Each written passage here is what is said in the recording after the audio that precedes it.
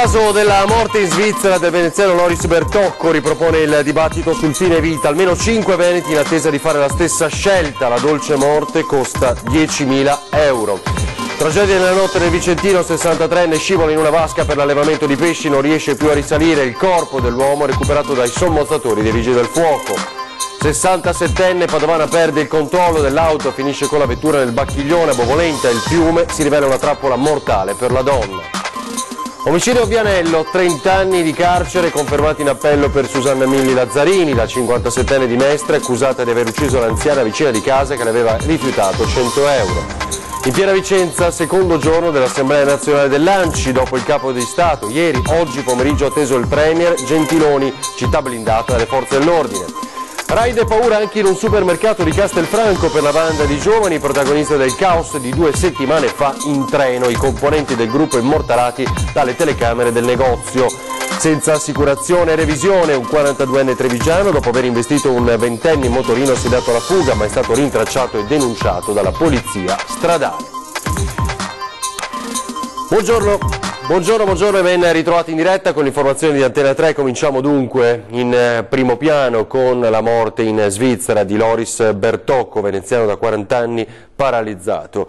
Una vicenda che ripropone la questione dell'eutanasia e della necessità di una legge in materia che regolamenti il fine vita. Vediamo. Io sono stato e sono ancora convinto che la vita sia bella e sia giusto goderla in tutti i suoi vari aspetti. Credo in questo momento che la qualità della mia vita sia scesa sotto la soglia della accettabilità e penso che non valga più la pena di essere vissuta. Questo un estratto del memoriale di Loris Bertocco, il 59enne veneziano da 40 anni paralizzato e che è morto in una clinica svizzera. La sua decisione di scegliere la dolce morte lontano dall'Italia ripropone con tutto il suo carico di dolore e sofferenza la questione di una legge che regolamenti il fine vita. Diciamo di una morte dignitosa, cosa che non ci consente questo paese perché ci obbliga ad andare a morire in esilio, invece di morire a casa nostra tra i nostri affetti più cari. Ma come Loris Bertocco sono tanti i veneti che hanno scelto di andare oltre confine a morire. I dati della sola associazione Exit Italia che assiste malati terminali parlano chiaro. 3 dicevamo del 2015 sono partiti del Veneto, invece del 2016 ci sono andati 2 persone, una di Vicenza e una di Venezia.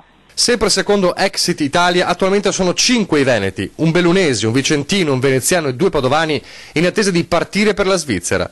Numeri che riguardano la sola associazione di Coveri, ma se si considera coloro che si appoggiano ad altre associazioni o che agiscono individualmente, è possibile dire che sono dati decisamente più elevati. Fredde cifre che in realtà racchiudono le storie di malati che spesso partono da soli verso la Svizzera. Queste persone hanno paura di essere accompagnate, evitano di essere accompagnate dai suoi cari per andare a morire perché la legge italiana ti dà 12 anni di galera. Famiglie che oltre alla sofferenza devono fare i conti con i costi che una simile scelta comporta. Che devono andare a morire in esilio a 10.000 euro il colpo, è questo che mi fa arrabbiare a me. Perché noi Tragedia nella notte a Trissino, un 63enne residente ad Altissimo dove aveva un'attività di allevamento di trota è scivolato in questa vasca senza riuscire più a risalire. Era una vasca di raccolta pesci, ci aggiorna in diretta Gabriella Basso. Gabriella. Buongiorno a te ai telespettatori, si chiama Giovanni Benetti, l'uomo di 63 anni trovato senza vita nelle vasche per la piscicoltura in via Valle di Fiume a Molino di Altissimo nel Vicentino. Il 63enne era il titolare dell'allevamento di trota e teatro della Sciagura e viveva poco lontano. La tragedia, poco dopo la mezzanotte e secondo le prime ricostruzioni svolte dai carabinieri, l'uomo potrebbe essere scivolato all'interno di una delle vasche senza però poi riuscire a risalire. I vigili del fuoco del nucleo sommozzatore di Vicenza hanno recuperato il corpo dell'uomo senza vita dal fondale della piscina, profonda circa 1,80 m ma per un'altezza di 2,5 lunga 20 e larga 10 metri. Il personale medico del SUEM non ha potuto che constatare la morte dell'uomo. I carabinieri di Crespadoro invece stanno indagando sulle cause dell'incidente. Un altro incidente grave, grazie intanto a Gabriella Basso, ovviamente altri aggiornamenti e dettagli a partire dalle 18:30, un altro incidente grave, dicevamo ieri nel tardo pomeriggio a Bovolenta, nel Padovano, una donna alla guida della sua auto è finita nel Bacchiglione, vani i tentativi di salvarla. È rimasta incastrata all'interno della sua auto, precipitata dentro il bacchiglione. È morta così una 67enne di Casal Serugo. Il drammatico incidente ieri pomeriggio in via Argine Destro, nella frazione di Fossaragna di Bovolenta. La vittima è Paolina Piovan. Per lei non c'è stato nulla da fare. L'auto è uscita di strada finendo nel canale. Sul posto i carabinieri per i rilievi e i vigili del fuoco. Nonostante la forte corrente, i sommozzatori sono riusciti a recuperare il corpo senza vita della donna. 30 anni di carcere per Susanna Lazzarini, la donna accusata di aver ucciso l'anziana Francesca Vianello. La sentenza è arrivata dopo 40 minuti di Camera di Consiglio. Susanna Lazzarini, la 57enne accusata di aver ucciso l'81enne Francesca Vianello nel suo appartamento di Corso del Popolo a Mestre il 29 dicembre 2015, è stata condannata in appello a 30 anni di reclusione, con rito abbreviato per omicidio volontario pluriaggravato. È la conferma dell'esito del primo grado. Di fronte ad una confessione dell'imputata c'era poco da fare, ma la battaglia nell'aula bunker di Mestre si è combattuta soprattutto sulla possibile premeditazione del delitto. In questo senso l'accusa è tornata a concentrarsi sul fatto che la Lazzarini al momento del delitto indossasse dei guanti e in borsa aveva dei cordoncini. La difesa invece ha confutato la tesi accusatoria, affermando che non sussistevano elementi incontrovertibili che potessero indicare che la 57enne avesse premeditato l'omicidio, chiedendo perlomeno una formula dubitativa riguardo al nesso tra i due reati. Al termine della Camera di Consiglio i giudici però hanno creduto alla premeditazione, condannando l'imputata al massimo della pena prevista con il rito abbreviato. Nei prossimi mesi Susanna Lazzarini potrebbe essere coinvolta anche nel processo per l'omicidio di Lida Taffi Pamio, per cui è stata condannata in appello all'ergastolo l'inserviente Monica Busetto. L'accusa è di omicidio volontario in concorso. La Lazzarini ha confessato anche questo episodio. La procura ha già chiesto il rinvio a giudizio per lei, così che con ogni probabilità agli inizi del 2018 potrebbe essere fissata l'udienza preliminare del processo, durante cui la difesa ha facoltà di chiedere il rito abbreviato. Torniamo adesso a Vicenza, dove sapete da 3 giorni dell'ANCI tutti i sindaci, ieri c'è stato il capo dello Stato, oggi sarà la volta del Premier Gentiloni. In diretta ci aggiorna Carlo Inghilleri, è una città blindata. Carlo. Buongiorno a tutti i telespettatori da Vicenza. Questi sono giorni intensi per il capoluogo berico. La politica con la P maiuscola si trasferisce in Veneto, in particolare nella Fiera di Vicenza, dove ieri si è aperta l'assemblea annuale dell'ANCI, l'Associazione Nazionale Comuni d'Italia. Forze dell'ordine in prima linea, carabinieri, polizia che presidiano la zona, mentre la polizia municipale controlla la viabilità opportunamente modificata per l'arrivo di centinaia di primi cittadini da tutto il paese, ma soprattutto per l'arrivo del Presidente del Consiglio dei Ministri, Gentiloni, atteso nel pomeriggio alle 5, bonificata l'area con i cani antiesplosivo, mentre i camion dei Vigili del Fuoco stazionano a poca distanza. Ieri l'intervento del Presidente della Repubblica, Sergio Mattarella, che alla richiesta dei sindaci di avere maggiore autonomia di spesa ha risposto che la crisi è superata, è alle spalle e adesso è arrivato il momento di investire. Quindi una risposta positiva per i comuni, soprattutto quelli veneti che hanno le risorse per tornare a investire. E proprio per questo chiedono di essere sciolti dai vincoli imposti dal governo. Più autonomia dunque, e sarà questo il tema dell'incontro con il capo del governo, dal titolo che è tutto un programma, vogliamo autonomia e risorse per lo sviluppo. E da Vicenza è tutto, restituisco la linea allo studio. Grazie a Carlo Inghilleri da Vicenza, poi vedremo appunto a partire dalle 18:30 che giornata è a Vicenza per l'assemblea dell'ANCI. Di nuovo in azione l'ormai famosa banda del treno di Castello di Godego, stavolta non su un convoglio ma in un supermercato a Castelfranco Veneto, dove hanno terrorizzato una dipendente. Baby gang del treno e ora anche del supermercato, visto che gli stessi ragazzi che il 30 settembre hanno letteralmente preso in ostaggio un treno sulla linea Castelfranco-Bassano sarebbero i responsabili di ben 2 raid in un supermercato di Castelfranco, il Maxi di Borgo Padova. Qui, sia prima che dopo l'episodio del treno, costato a un 19enne una denuncia per danneggiamento di beni pubblici, la banda di ragazzi sarebbe entrata facendo razzia di bottiglie.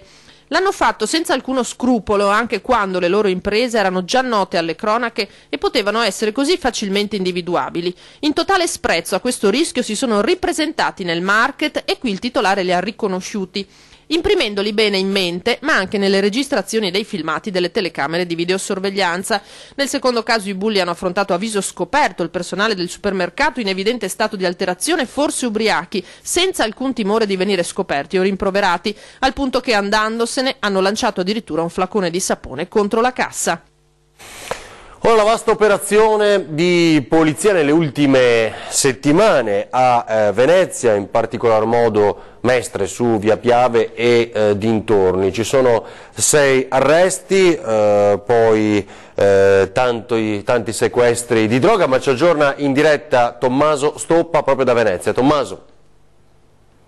Sì, buongiorno a tutti. Ha voluto esserci anche il sindaco di Venezia Luigi Brugnaro insieme al questore Vito Danilo Gagliardi per dare conto di quanto sta avvenendo negli ultimi tempi e precisamente a partire dal 18 settembre dopo le nuove disposizioni ministeriali a firma del capo della polizia Franco Gabrielli. Lo scopo di questa grande operazione è quello di rendere sicure le vie della città lagunare. C'è stata quindi una task force di 100 uomini impegnata appunto, come dicevamo, dal 18 settembre in un monitoraggio capillare continuo del territorio, molto più di quanto avviene comunemente, quindi controlli a tutte le ore, soprattutto a quelle serali e notturne. Sono stati dati naturalmente i risultati di questa operazione in questo quasi mese in cui sono stati attivi. Si parla di 6 stranieri arrestati per i reati di furto, traffico di stupefacenti, resistenza pubblica ufficiale.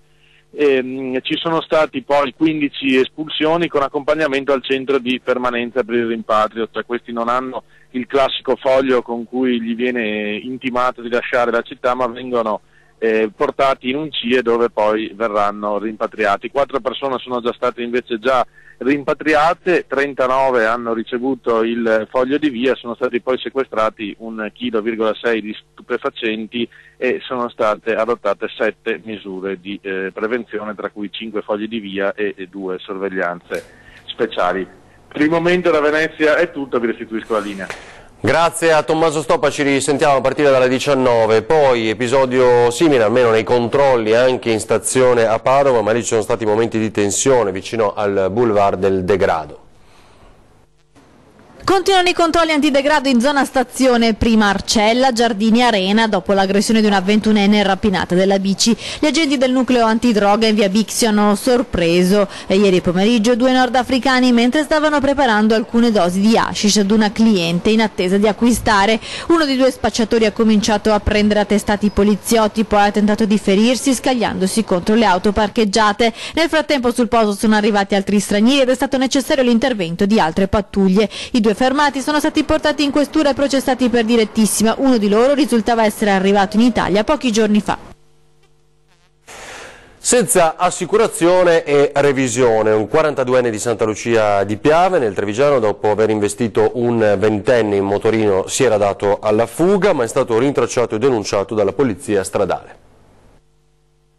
Venerdì scorso aveva investito con l'auto un ragazzo di 20 anni in motorino, fuggendo poi senza soccorrerlo, ma non l'ha fatta franca un 42enne rintracciato e denunciato a piede libero dalla polizia stradale di Vittorio Veneto. L'episodio nel pomeriggio a Sarano di Santa Lucia di Piave, in via Campana. La giovane vittima ha saputo riferire modello e colore dell'auto, una Fiat Punto grigia.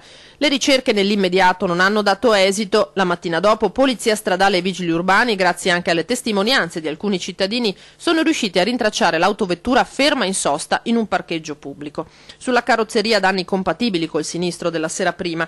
Il proprietario, un 42enne di Santa Lucia, non ha potuto fare altro che ammettere le sue responsabilità. Evidenti i motivi per cui si è dato alla fuga. L'auto non era né assicurata né revisionata e inoltre la colpa dell'incidente era sua, avendo mancato la precedenza.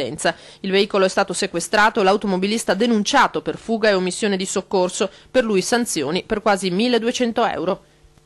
Negli ultimi 4 anni in Veneto si sono registrati 188 infortuni mortali, di questi 79 sono avvenuti in agricoltura. Gli spazi agricoli, teatro del 39% degli incidenti mortali, sono il primo ambiente per numero di infortuni e di morti nelle statistiche dell'INAIL e dello Spisal regionali.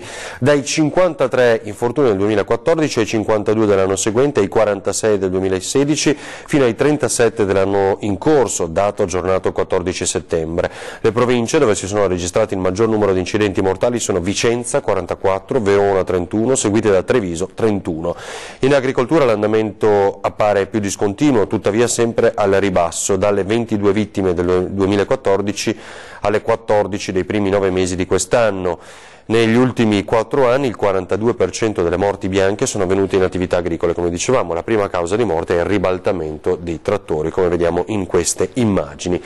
Novità in arrivo per il Cafoncello, l'ospedale di Treviso, con interventi di riorganizzazione in diversi reparti per assicurare una continuità di cura e assistenza. Una rivoluzione, così il direttore generale dell'USL 2, Francesco Benazzi, definisce la riorganizzazione ospedaliera che da oggi fino a dicembre 2018 prenderà il via all'interno del Cafoncello con un investimento di circa €1 milione. Un intervento necessario in attesa che tra 5 anni apra i battenti la cittadella della salute e deciso dopo il caso geriatria con le lamentele di pazienti e familiari per le condizioni della degenza. Così anziché intervenire solo in questo reparto, l'azienda sanitaria ha pianificato una riorganizzazione di tutto il nosocomio con lavori che interesseranno il pronto soccorso, la medicina e la chirurgia, arrivando così ad ottenere un numero di posti letto secondo quanto previsto dalla delibera regionale. A dare un gradiente all'utenza positivo rispetto magari al passato, dove spesso e volentieri erano uscite situazioni di difficoltà legate appunto a degenze oppure attesi in pronto soccorso. Verranno migliorate le condizioni ambientali con interventi nelle stanze e sui posti letto, verranno ricavate nuove camere riducendo gli ambulatori esistenti, le sale operatorie saranno attive più ore. I lavori partiranno dalla geriatria, successivamente interesseranno la medicina ed infine la chirurgia. Interventi anche al pronto soccorso con un bed manager che deciderà dove indirizzare i pazienti in base alle criticità, mentre gli over 75 saranno presi in cura da geriatri. Verrà poi realizzata un'unità di degenza a gestione infermieristica. Dermatologia, oncologia e malattie infettive verranno riportate all'interno dell'ospedale. Fuori andranno il COT, il campus universitario e l'ospedale di comunità che vedrà la luce e si occuperà delle degenze di bassa complessità assistenziale. Quello che andiamo a fare ora, quindi un investimento importante, lo faremo anche nella logica che quello che andiamo a fare ora resterà anche per la cittadella sanitaria. A proposito di salute, ricominciano le domeniche ecologiche, quelle senza auto, vediamo come reagiscono i padovani.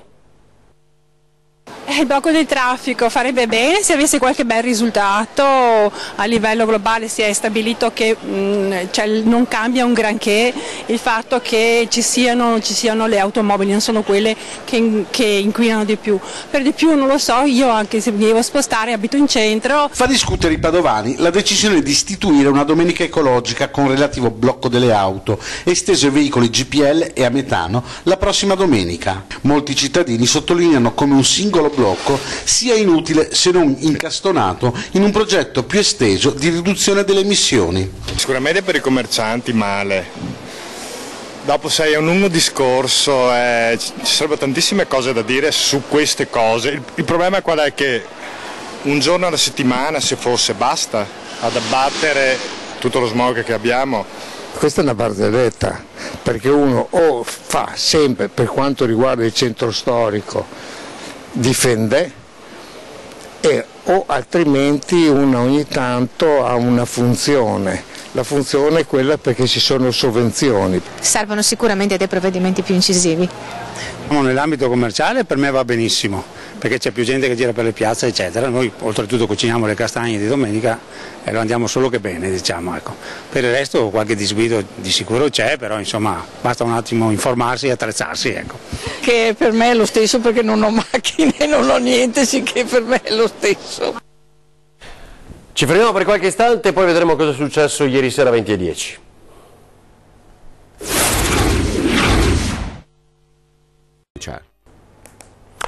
Siamo in diretta con la nostra prima edizione, dunque mesi che si è accesa, forse l'avrete visto, la guerra in Asco, così definita, prima con la decisione di Fulvio Zugno di passare dalla presidenza di Ascopiave ad Ascotrade, con la defenestrazione di Busolin, poi alcuni attacchi da parte dei soci privati sul futuro di gestione di questa multi-utility nell'arco trevigiano in particolar modo. Ieri sera, dopo appunto questi mesi di polemiche, per la prima volta decide di intervenire sul tema il presidente di Ascotrade, Stefano Busolin. Con Zugno come va? Fulvio è un amico, per cui è un pezzettino che non lo vedo, ma insomma Treviso non è grande, per cui prima o poi ci rivedremo, magari andremo a prendere uno spezzo assieme. È rivelato proprio amico allora quando prese da Ascopiave la presidenza di Ascotrade. Ma guardi, poi ognuno è responsabile delle proprie azioni, poi in azienda decidono i soci hanno deciso diversamente, non certamente Stefano Busolin. Zugni ha depositato un esposto in procura anche? Forse non è l'unico.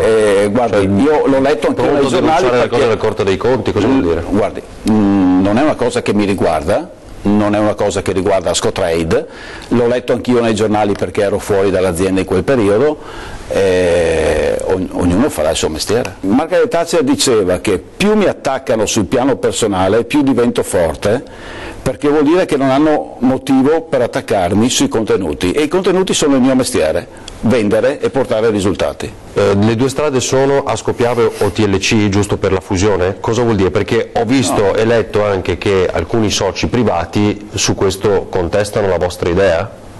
Guarda, innanzitutto non contestano quella che potrebbe essere la mia idea o quella del Consiglio di amministrazione di Ascotrade, perché non è compito nostro quello di decidere le strategie dell'azienda, del gruppo Ascopiave. Noi siamo degli amministratori, il nostro mestiere è fare i venditori.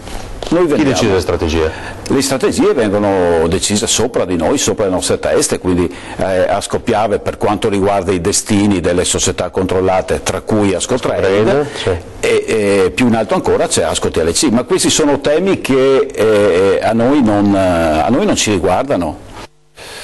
Ora vi ricordiamo come poter contattare Antena 3, redazione @antena3.it, telefono 0422 023 0898, un sms, una segnalazione anche via WhatsApp con foto, insomma i video, quel che volete, al 351 1755 340, in tanti lo stanno facendo, alcune segnalazioni le vedremo anche oggi nei nostri telegiornali. Serata divertente e gustosa per i ragazzi della De Longhi Treviso Basket, che martedì sera all'Hotel Biachere hanno partecipato alla prima Tiramisù Sport Cup, una simpatica sfida nella preparazione del tiramisù contro le Pantere dell'Imoco Volley. La manifestazione si inserisce nell'ambito della prima Tiramisù World Cup, che vedrà 720 iscritti sfidarsi il 4 e 5 novembre in location di prestigio per decretare il primo campione del mondo di tiramisù, il dolce della tradizione trevigiana. Treviso Basket e Imoco, divisi ciascuno in 3 squadre, si sono cimentati consigliati dagli chef e dall'inventore del tiramisù trevigiano Linguanotto, e assistiti poi da 6 piccoli cuochi bambini nella preparazione del vivo del dolce tra mascarpone, uova, caffè, cacao, e una giuria composta da giornalisti, e sappiate hanno vinto le ragazze.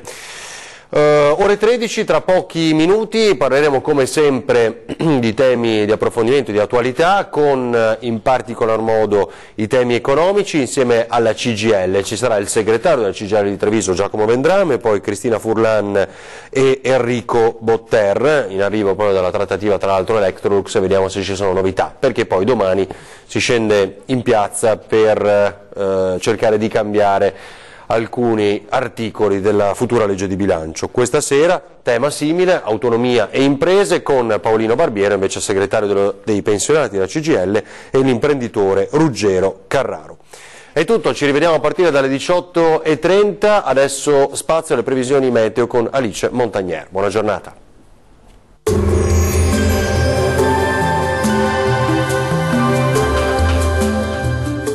Termoidraulica Susin. Se compri una caldaia, in omaggio il condizionatore. Termoidraulica Susin a 0 branco. Alta pressione sull'Italia e dunque bel tempo sulle nostre regioni e clima molto mite. Vediamo il dettaglio. Sulle Veneto ancora una giornata con tempo asciutto e con ampio soleggiamento, salvo locali nebbie mattutine sulle pianure centro-orientali, ma poi in rapido dissolvimento.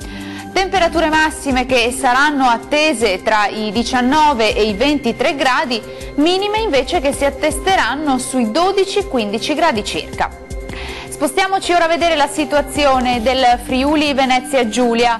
Nuvolosità sparsa un po' su tutti i settori, ma tempo asciutto e in prevalenza soleggiato, qualche foschia o nebbia mattutina sulle valli alpine. Le temperature massime saranno attese tra i 20 e i 22 gradi, minime sui 14-16 gradi circa.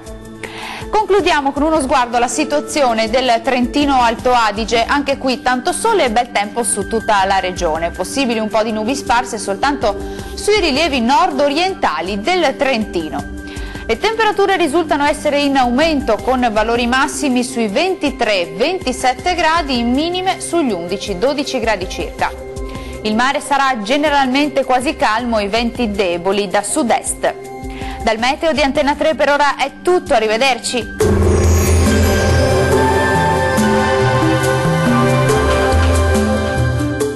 Termoidraulica Susin. Se compri una caldaia, in omaggio il condizionatore. Termoidraulica Susin a 0 branco.